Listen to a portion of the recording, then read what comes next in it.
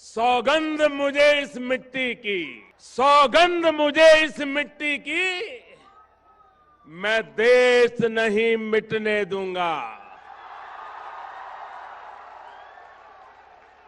मैं देश नहीं रुकने दूंगा।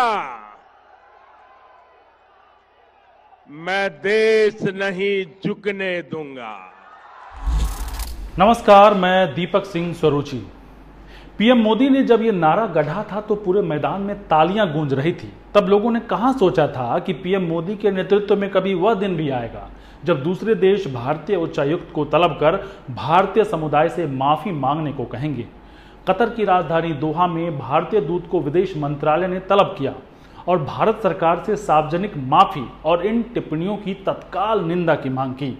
कुवैत ने भी भारत के राजदूत को तलब किया और इन शत्रुतापूर्ण बयानों के लिए सार्वजनिक माफी की मांग की।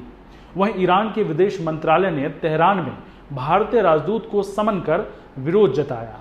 ईरान की स्थानीय मीडिया रिपोर्ट्स के मुताबिक भारतीय राजदूत धामू गद्दाम ने मीटिंग के दौरान भारत की तरफ से माफी मांगी और कहा कि पैगंबर के खिलाफ कोई भी अपमान अस्वीकार्य है। वहीं सऊदी अरब ने भाजपा प्रवक्ता नुपुर शर्मा की टिप्पणी को अपमानजनक बताया और विश्वासों और धर्मों के लिए सम्मान का आह्वान किया। इतना ही नहीं, इस घटना के बाद स्टॉप इंसल्टिंग प्रॉफिट मोहम्मद सऊदी अरब में नंबर 1 सोशल ट्रेंड चल रहा है। अरब के लोग वहां हिंदुस्तानी सामानों के बहिष्कार का अभियान चला रहे हैं। इस मुद्दे पर 57 देशों के इस्लामिक संगठन ऑर्गेनाइजेशन ऑफ इस्लामिक कोऑपरेशन यानी कि OIC ने भी आपत्ति जताई और कहा कि भारत की सत्ताधारी पार्टी से जुड़े एक व्यक्ति के दिए विवादास्पद बयान की वो कड़ी आलोचना करता है। एक के बाद एक कई ट्वीट कर OIC ने कहा कि भारत में मुसलमानों के खिलाफ सुनियोजित तरीके से हिंसा बढ़ रही है, उन पर पाबंदियां लगाई जा रही हैं। OIC ने अपने ट्वीट में हिजाब बैन और मुसलमानों की संपत्ति को नुकसान पहुंचाने जैसी खबरों का भी जिक्र किया है।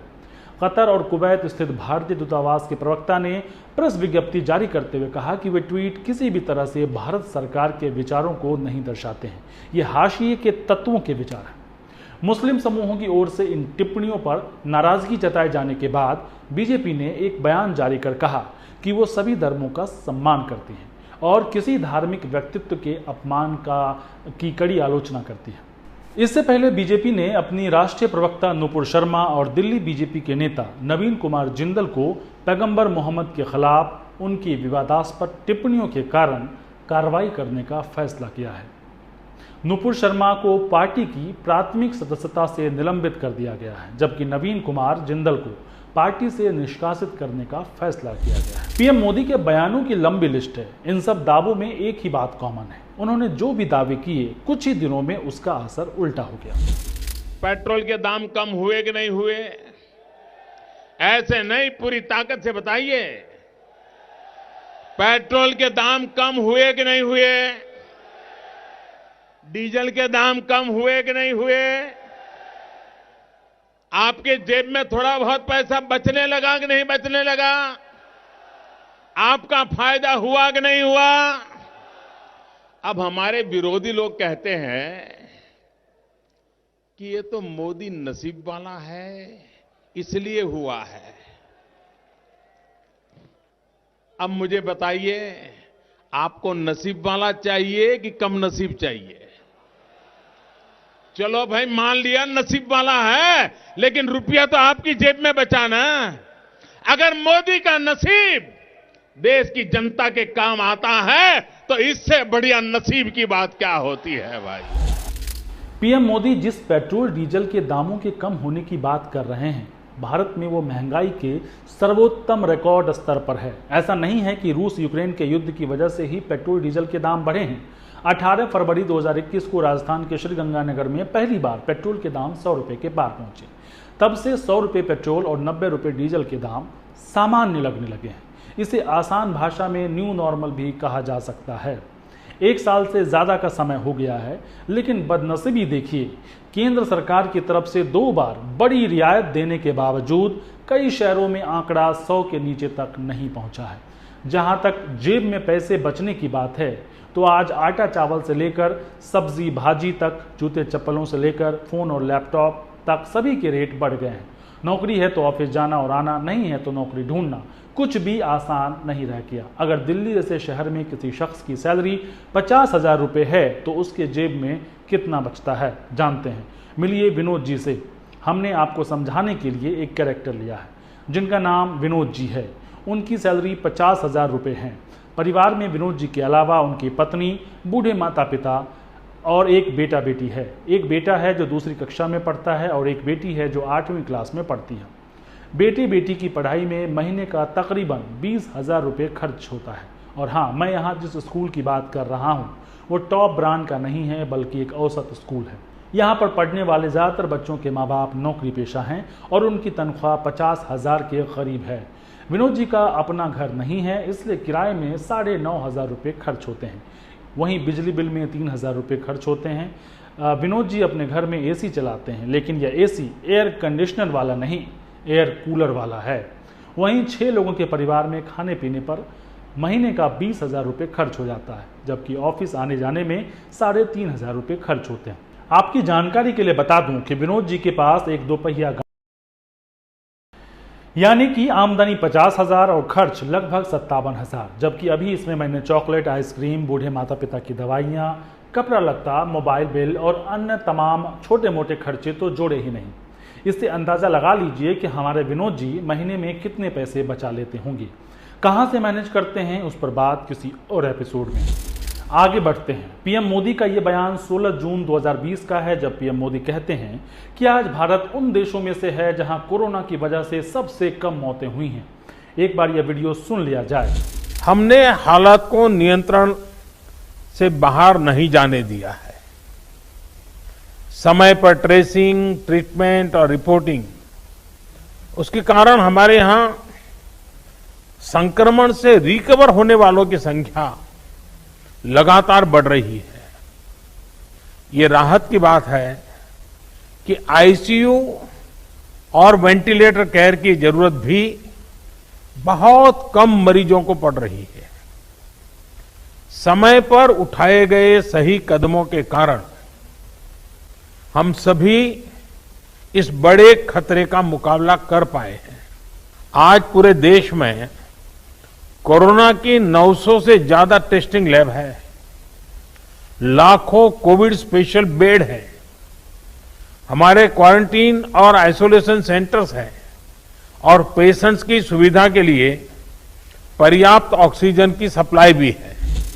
इससे पहले कि मैं इस बयान पर चर्चा करूं, पीएम मोदी का एक और बयान सुन लेते हैं। यह वीडियो 17 जून 2020 का है, जिसमें पीएम मोदी कह रहे हैं कि हमारे पास अस्पतालों में बेड की कमी नहीं है, पर्याप्त ऑक्सीजन सप्लाई है।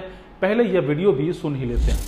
वैक्सीनेशन के लेकर व्यवस्थाओं और प्रक्रियाओं को हेल्थ मिनिस्ट्री लगातार स्ट्रीमलाइन कर रही है। कोशिश ये है कि अगले 15 दिन का शेड्यूल राज्यों को एडवांस में मिल जाए। इससे आपको भी पता रहेगा कि जिले में कितने लोगों के लिए वैक्सीन उपलब्ध होने जा रही है और आपको किस हिसाब से तैयारी करनी है। आप तमाम दर्शक जो मेरा यह कार्यक्रम देख रहे हैं, आप खुद ही तय कीजिए कि फरवरी 2021 में देश की क्या हालत थी। ऑक्सीजन के लिए सड़कों पर तड़पते लोग, अस्पताल में बेड के इंतजार में बैठे मरीज, दवाओं के लिए दर दर भटकते मरीजों के परिजन। शायद ही कोई परिवार ऐसा बचा होगा जिसने किसी अपने को दूसरी लहर में नहीं खोया। अगर भारत सरकार के आंकड़ों की ही बात करें तो भारत में कोरोना संक्रमण का पहला केस 30 जनवरी 2020 को केरल में सामने आया था। पहली लहर का पीक 17 सितंबर को था। उस दिन 24 घंटे में 97,894 मामले सामने आए थे। उसके बाद पहली लहर कमजोर पड़ गई और पहली लहर के सबसे कम मामले 16 फरवरी 2021 को आए।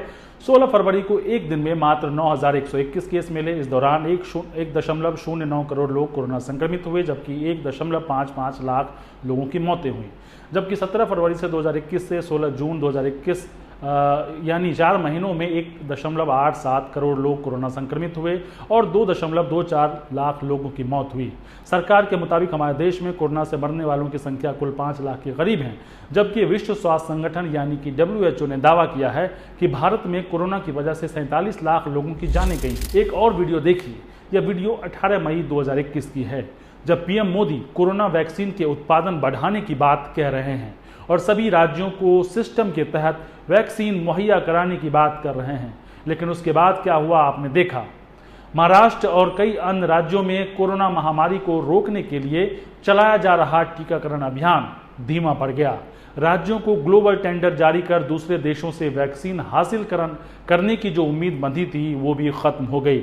बहुत सी दवा निर्माता कंपनियों ने या तो राज्यों द्वारा निकाले गए ग्लोबल टेंडर का कोई जवाब नहीं दिया या फिर साफ तौर पर यह कहा कि वैक्सीन बेचने के लिए केंद्र सरकार से ही समझौता किया जा सकता है, राज्य सरकारों से नहीं। जिसके बाद आखिरकार पीएम मोदी को अपनी वैक्सीन नीति बदलनी पड़ी थी। अब एक और वीडियो देखिए जो ताजे मामले से जुड़ा है। 12 अप्रैल 2022 को प्रधानमंत्री नरेंद्र मोदी ने अमेरिकी राष्ट्रपति जो बाइडेन के साथ अपनी बातचीत के दौरान कहा कि अगर विश्व व्यापार संगठन यानी कि WTO की अनुमति मिले तो भारत पूरी दुनिया का पेट भरने को तैयार है। पीएम मोदी ने वीडियो लिंक के माध्यम से गुजरात के अदलज में श्री अन्नपूर्णा धाम ट्रस्ट के छात्रावास और शिक्षा परिषद का उद्घाटन करने के बाद भी इस बात की पुष्टि की। उनका यह बयान गुजराती में है, लेकिन खबरें सभी वेबसाइट्स और चैनल पर मौजूद हैं। लेकिन पीएम मोदी के इस बयान के कुछ दिनों बाद ही मई महीने में भारत ने गेहूं के निर्यात पर रोक लगा दी। ये रोक ऐसे समय में लगाई गई जब रूस यूक्रेन जंग की वजह से पूरी दुनिया में गेहूं की सप्लाई पर असर हुआ। भारत के फैसले पर संयुक्त राष्ट्र में अमेरिकी राजदूत लिंडा थॉमस ग्रीनफील्ड ने कहा कि इससे भोजन की कमी और बढ़ जाएगी। भारत को अपने फैसले पर पुनर्विचार करना चाहिए क्योंकि भारत के इस फैसले से मौजूदा वैश्विक खाद्य संकट और बदतर होता जाएगा। सोचिए, गेहूं का सबसे ज्यादा निर्यात करने वाला भारत के सामने अपने ही देश के लोगों की पेट भरने तक की समस्या पैदा हो गई। बढ़ती कीमतों को रोकने के लिए भारत सरकार को निर्यात पर रोक लगाना पड़ा। खास बात यह है कि यह रोक गेहूं की कम उत्पादन की वजह से नहीं बल्कि किसानों से नहीं खरीद पाने की वजह से लगानी पड़ी, क्योंकि प्राइवेट कंपनियों ने विश्व बाजार में गेहूं के बढ़ते दामों को देखते हुए किसानों से सारे गेहूं अधिक दाम पर खरीद लिए। इस वजह से गेहूं की सरकारी खरीद में करीब 55% की गिरावट दर्ज की गई। मैं यह नहीं कह रहा कि दूसरी सरकारों के समय भारत ने किसी मुश्किल का सामना नहीं किया, लेकिन पीएम मोदी ने जिन चीजों को लेकर बढ़ चढ़ कर दावे किए, उन्हीं दावों को लेकर बाद में उन्हें मुंह की भी खानी पड़ी। एक बात और साफ कर दूं, पीएम मोदी के ये सभी बयान देश की सत्ता में आने के बाद के हैं। आज के लिए इतना ही। इजाजत दीजिए, बाकी खबरों के लिए जुड़े रहिए एडिटर जी हिंदी के साथ। नमस्कार।